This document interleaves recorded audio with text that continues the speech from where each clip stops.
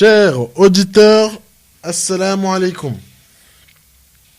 Nous nous retrouvons donc toujours sur le même thème, sur les habitudes alimentaires, toujours dans le cadre de l'étude du mode de vie en islam. Aujourd'hui, on va parler du lien qui existe entre la spiritualité et les habitudes alimentaires. Alors, ce qu'on peut dire, c'est que il existe donc, comme j'ai dit, un très grand lien entre la spiritualité et les habitudes alimentaires dans le fait que les personnes avec lesquelles on mange influent sur nous et sur notre foi. C'est pour cette raison qu'il est conseillé de manger avec des gens bien, pieuses, et non avec des pécheurs ou des personnes malpropres.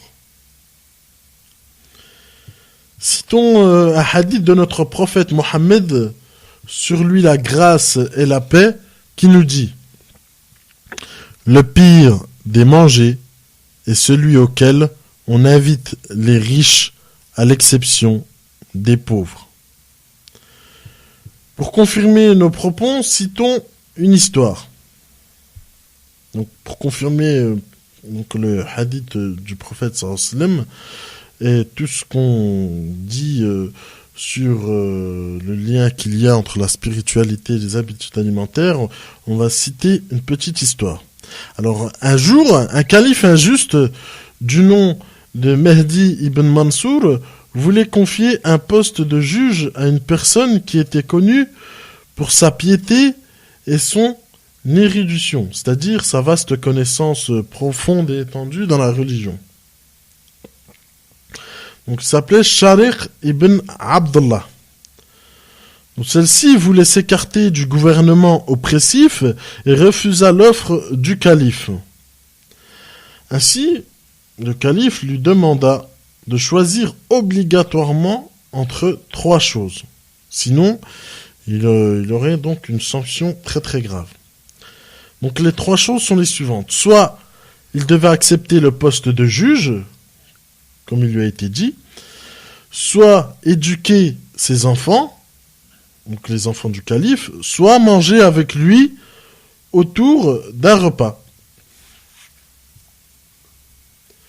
Donc, Sharik ibn Abdullah, il choisit donc la chose la plus faible, c'est-à-dire manger avec le calife. Donc, le calife Mehdi ibn Mansour fit en sorte de présenter les plats les plus délicieux tels que Sharik n'en ait jamais vu. Ce repas eut une telle influence sur Sharik ibn Abdullah, qui était donc pauvre, que celui-ci accepta d'être l'instructeur des enfants du calife. Un jour,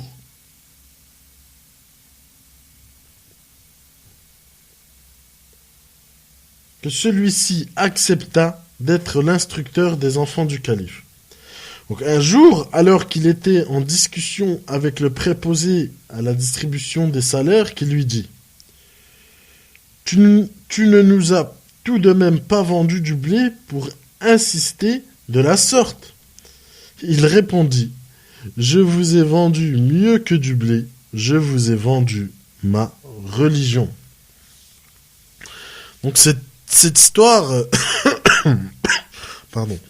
Donc cette histoire nous montre comment la personne, donc Sharik ibn Abdullah, a accepté de manger à la table des oppresseurs du calife, et comment elle a accepté par la suite d'être précepteur du fils du calife, puis à la fin juge, alors qu'au tout début, il avait tout refusé.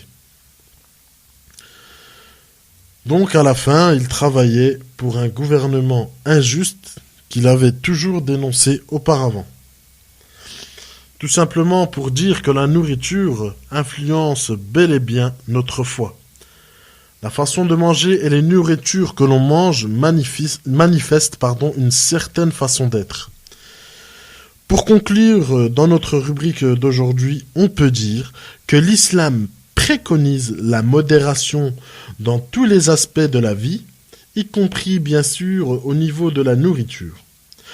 On finira par un hadith du prophète Mohammed, que la paix de Dieu soit sur lui ainsi que sur sa sainte famille, qui nous dit: nous sommes un peuple qui ne mange que si il a faim, et s'il mange, il le fait sans excès.